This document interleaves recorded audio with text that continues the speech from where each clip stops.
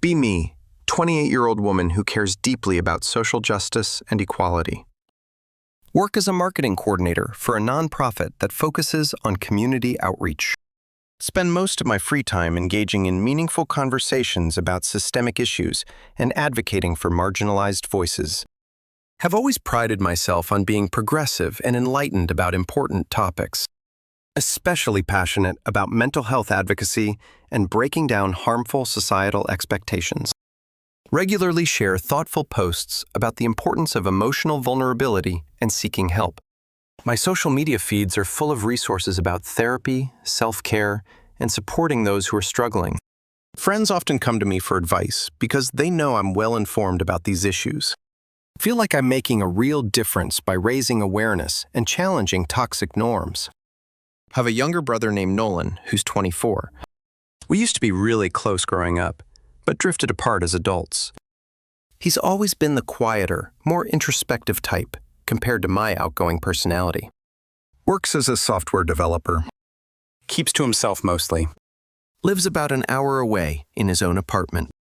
We'd see each other at family gatherings and text occasionally, but nothing too deep.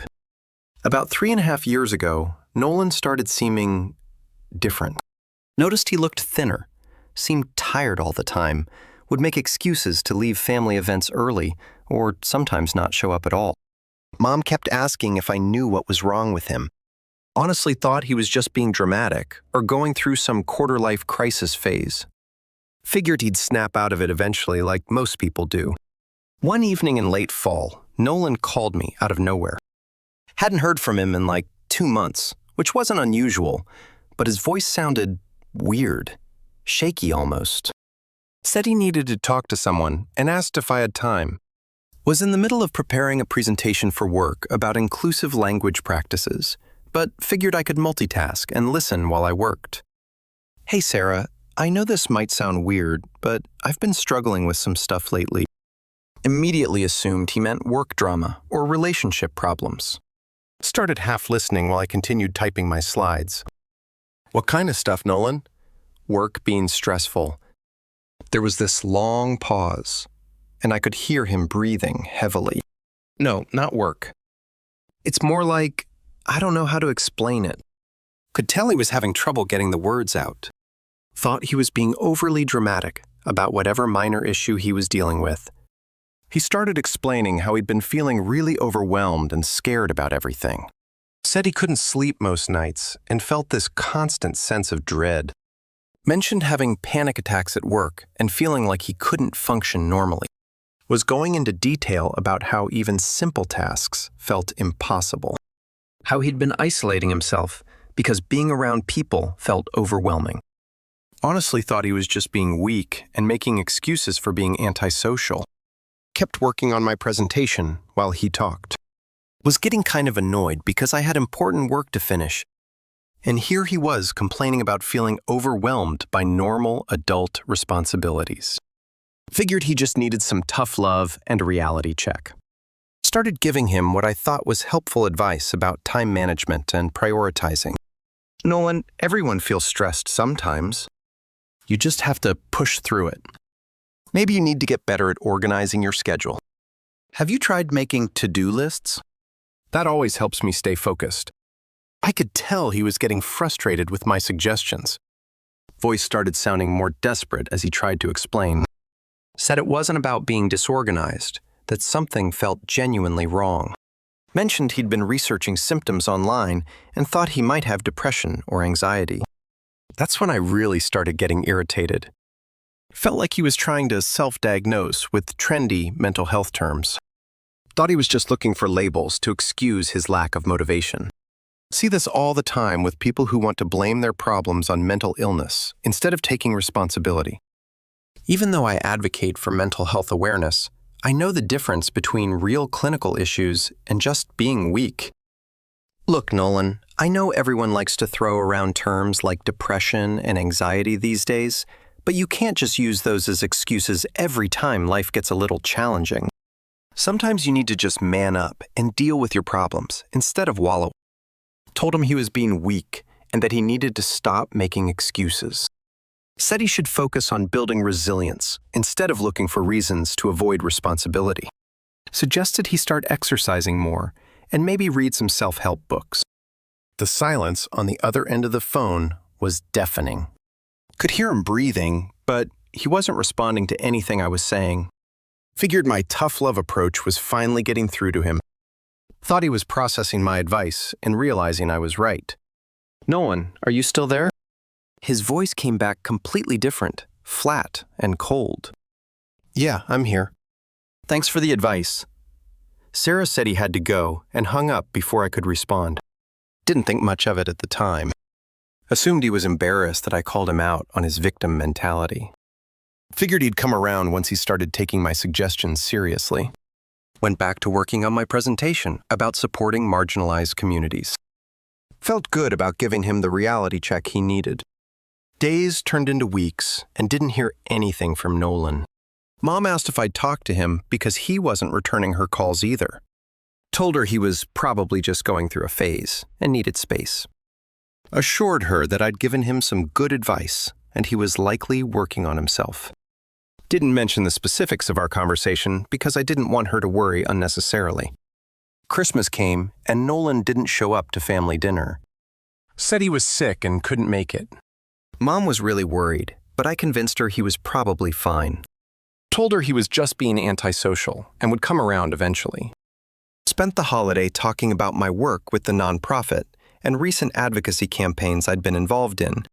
Months passed and still no contact from Nolan. Occasionally would see him post something generic on social media, so knew he was alive. But he never responded to my messages or calls. Started getting annoyed that he was holding a grudge over me trying to help him. Felt like he was being immature and punishing me for caring enough to give him honest feedback. Meanwhile, my advocacy work was going really well. Had started a monthly discussion group about mental health stigma and toxic masculinity. Regularly posted about the importance of men being allowed to express emotions. Shared articles about how harmful it is when society tells men to toughen up instead of seeking help. Felt proud of the awareness I was raising about these critical issues. Friends would comment about how insightful my posts were and how much they learned from me. About a year after our phone conversation, tried reaching out to Nolan directly. Sent him a long text explaining that I understood he was upset, but that sometimes the people who love us most have to tell us hard truths. Said I hoped he'd taken my advice and was in a better place now. Told him I missed him and wanted to rebuild our relationship. Message was read, but never got a response. Tried a few more times over the next couple years. Birthday messages, holiday texts, casual check-ins. Everything was always read, but never answered. Started feeling hurt and confused about why he was cutting me out so completely. Thought maybe he was dealing with some deeper issues that I didn't understand, but still believed my advice had been sound, even if my delivery was harsh. Mom would occasionally update me about Nolan. Apparently, he'd started seeing a therapist and was doing better. Had gotten a promotion at work and seemed more stable, but still wouldn't talk about me or explain why he'd cut contact. Would change the subject whenever she brought up family relationships. Made me feel like I was being painted as some kind of villain in a situation where I'd only tried to help. Fast forward to last month, 3 years after our last conversation. Mom asked me to help clean out the storage room at her house. Found a bunch of old boxes from when Nolan moved out of his childhood bedroom. Most of it was just random teenage stuff and old electronics. But at the bottom of one box was a notebook I'd never seen before. Looked like a journal he'd been keeping around the time of our phone call. Knew I probably shouldn't read it, but curiosity got the better of me. Thought maybe it would help me understand what had gone wrong between us. Figured if he'd wanted it to stay private, he wouldn't have left it behind. Started flipping through pages of his handwriting. First few entries were pretty mundane stuff about work and daily activities. But as I kept reading, started seeing mentions of feeling off and struggling to concentrate. Descriptions of lying awake at night with his heart racing for no reason. Detailed accounts of panic attacks that sounded genuinely terrifying. Wrote about feeling like he was losing his mind and didn't know what was happening to him. One entry described an incident at work where he'd had to lock himself in a bathroom stall because he felt like he couldn't breathe and thought he was having a heart attack. Wrote about how embarrassed he was and how he'd made an excuse about food poisoning. Mentioned researching symptoms online and finding information about anxiety disorders. Said he was scared to tell anyone because he didn't want people to think he was crazy. Kept reading and found more entries about his internal struggle. Wrote about feeling ashamed for not being able to handle normal stress like everyone else. Mentioned feeling like he was weak and broken compared to other people. Described the depression as this heavy weight that made everything feel impossible. Said he felt guilty for struggling because he knew other people had real problems. Then found the entry dated the day after our phone conversation. My stomach dropped as I read his account of our call. Tried to talk to Sarah tonight about what's been happening. Thought she, of all people, would understand since she's always posting about mental health. But she basically told me I'm just making excuses and need to man up. Said I'm being weak and that I should just deal with my problems. Continued reading with growing horror at his perspective. I know Sarah thinks I'm just being dramatic, but I can barely get out of bed most days. The panic attacks are getting worse, and I feel like I'm drowning. If my own sister thinks I'm just weak and making excuses, maybe she's right. Maybe I really am just pathetic and can't handle normal adult life. Don't think I can talk to anyone else about this now. Next few entries were really dark. Wrote about feeling completely alone and like there was something fundamentally wrong with him. Mentioned feeling betrayed because he'd trusted me and I'd dismissed everything he was going through. Said he couldn't bear the thought of anyone else reacting the way I had. Wrote, if Sarah, who advocates for mental health, thinks I'm just weak, what would other people think? Found entries where he'd researched therapists, but was too scared to make an appointment. Worried they would also think he was just making excuses or being dramatic. Wrote about feeling like he couldn't trust his own perceptions anymore. Said, my reaction made him question whether his suffering was even real. Mentioned feeling like maybe he deserved to feel this way because he was weak. Several entries about how much it hurt that I'd used the phrase, man up. Wrote about how he'd always looked up to me and respected my opinions on social issues. Said hearing me use that exact toxic language felt like being slapped. Mentioned seeing my posts about supporting men's mental health and feeling confused and angry. Wondered how I could advocate for others while dismissing his struggles so easily. One entry really hit me hard. Sarah always talks about how harmful it is when society tells men to suppress emotions. But when I tried to be vulnerable with her, she basically said the same things she claims to be against. I guess it's easy to be supportive online, but harder when it's your own family member. Maybe I really am just weak, and she was being honest about what she actually thinks. Kept reading through months of entries, documenting his journey to finally getting help. Wrote about how long it took him to trust a therapist because of my reaction. Mentioned having to work through feelings of shame and self-doubt that my words had reinforced. Described slowly learning that his experiences were valid and that he wasn't weak or broken. Talked about the progress he was making, but also the lasting impact of feeling rejected by family. Found an entry from about 6 months later where he'd written about me specifically. I think Sarah genuinely believes she's supportive of mental health awareness, but there's a difference between posting about issues online and actually supporting real people.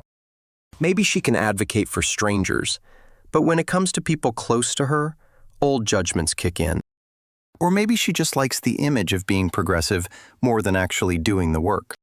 Another entry. I keep thinking about how Sarah talks about toxic masculinity and emotional suppression. But when I tried to open up about real emotions and real struggles, she shut me down immediately. Told me to man up, which is literally the exact phrase she says is harmful to men.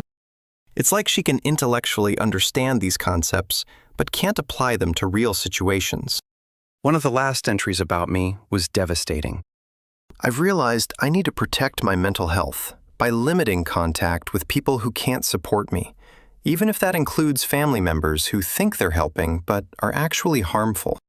Sarah isn't a safe person for me to be vulnerable with, and that's not my fault or something I need to fix. Sat there in Mom's storage room, reading my brother's private thoughts about me, realizing that everything I thought I understood about the situation was completely wrong. He hadn't been dramatic or weak or looking for excuses. He'd been genuinely suffering and had trusted me enough to reach out for support. And I'd responded with exactly the kind of toxic language I claimed to be against. Started thinking about all the posts I'd made about mental health awareness, articles I'd shared about the importance of believing people when they talk about their struggles, content about how harmful it is to dismiss depression and anxiety as personal failings. Remembered the discussion group I'd started about toxic masculinity and emotional suppression. Realized I'd been advocating for these principles while completely failing to apply them to my own brother. Thought about how I'd told him to man up and stop being weak. The exact language I regularly condemned when other people used it. Remembered feeling annoyed that he was complaining about feeling overwhelmed. How I'd assumed he was just making excuses instead of listening to what he was actually saying. Realized I'd been more concerned with being right than with understanding his experience. Kept thinking about his journal entries, describing how my reaction had made him doubt himself. How he'd questioned whether his suffering was real because I dismissed it so easily. How it had taken him longer to get help because he was scared of being judged again. The fact that he'd specifically mentioned feeling betrayed because he'd trusted me. Realized that my words had actively caused harm to someone I loved. Started remembering all the times over the past 3 years when I'd felt hurt by his silence. How I'd painted myself as the victim in the situation. Convinced myself that he was punishing me for trying to help. Never considered that my help had actually been harmful and invalidating. Realized he'd been protecting himself from further damage, not punishing me. Thought about all my advocacy work and how passionate I'd been about these issues. Realized there was a huge gap between my intellectual understanding and my actual behavior. Had learned the right language and concepts about mental health and toxic masculinity. But when faced with a real situation involving someone close to me, defaulted to harmful judgments. Understood that posting about issues online was different from actually supporting people in real life. Started seeing how my reaction had been influenced by unconscious biases I thought I'd overcome. How I'd expected Nolan to handle his problems the way I would handle mine. Hadn't considered that different people have different capacities and challenges. Realized I'd been more concerned with maintaining my image as someone who has it together than with empathy. Saw how my privileged position of not struggling with mental health issues had made me judgmental. Thought about how I'd specifically used the phrase "man up," despite knowing how harmful that language is. Realized I'd been perpetuating the exact toxic masculinity I claimed to be fighting against. Understood that I'd reinforced societal messages that men should suppress emotions and handle problems alone. Saw how my reaction had confirmed his fears about being judged for showing vulnerability. Realized I'd contributed to the very problem I thought I was advocating against. Kept thinking about his description of feeling betrayed, specifically because he'd trusted me. Remembered how he'd mentioned my social media posts about mental health. Realized he'd reached out to me partially because he thought I'd be understanding and supportive. Understood that my hypocrisy had been especially painful because of my public stance on these issues. Saw how I'd failed him, not just as a sister, but as someone who claimed to care about these causes. Started understanding why he'd cut off all contact instead of trying to explain or argue. Realized that my reaction had probably felt so invalidating and harmful that protecting himself was the priority. Thought about how much courage it must have taken for him to reach out in the first place. Understood that my dismissive response had likely felt like confirmation of his worst fears about being judged. Saw why he wouldn't want to risk being vulnerable with me again. Sat there feeling the full weight of how badly I'd messed up. Realized that everything I'd thought about the situation was wrong. Understood that I'd been the toxic person in the dynamic, not him. Saw how my actions had directly contradicted everything I claimed to believe. Felt sick thinking about how much unnecessary suffering I'd caused him. Thought about all the opportunities I'd had to recognize my mistake over the past 3 years. How I could have done research about depression and anxiety instead of assuming I knew better. Could have reflected on whether my advice had actually been helpful instead of getting defensive. Could have considered that maybe there was more to the situation than I understood. Realized I'd been too proud and self-righteous to consider that I might have been wrong. Started thinking about how this reflected on my advocacy work in general. Wondered how many other times I'd been performative rather than genuinely supportive. Realized that sharing articles and posts was easy, but actually supporting people required more effort. Understood that I'd been more invested in appearing progressive than in doing the actual work. Saw how my ego had gotten in the way of truly understanding and helping others. Thought about Nolan working through therapy and getting better despite my harmful response. Felt proud of him for persisting and getting help even after I'd made it harder. Realized his strength in cutting off contact and protecting his mental health. Understood that his silence hadn't been weakness or punishment, but self-care and wisdom. Saw how much growth and healing he'd done without my input or support. Sitting in that storage room, finally understood why my brother had rejected me. Realized I'd been a toxic, hypocritical person who'd preached about mental health awareness online, but completely dismissed and invalidated his genuine suffering when he'd trusted me with it. Understood that my reaction had been exactly the kind of harmful response I claimed to be against. Saw how I'd contributed to the very problems I thought I was fighting. Felt the full impact of recognizing that I'd been the insufferable one all along. Not him for struggling with mental health issues, but me for being judgmental and hypocritical. Realized that all my advocacy work meant nothing if I couldn't support the people closest to me. Understood that I'd failed, not just as a sister, but as a person who claimed to care about these causes. Saw how much damage my ego and assumptions had caused to someone I loved. Closed the journal and sat there processing everything I'd learned. Finally understood why Nolan had cut off all contact, and why he'd been right to do so. Realized I needed to completely reevaluate my approach to advocacy and supporting others. Understood that real allyship required humility, listening, and examining my own biases. Saw how much work I needed to do to become the kind of person I thought I already was. 3 years too late, finally getting it. Realizing I'd been exactly the kind of toxic person I claimed to be fighting against.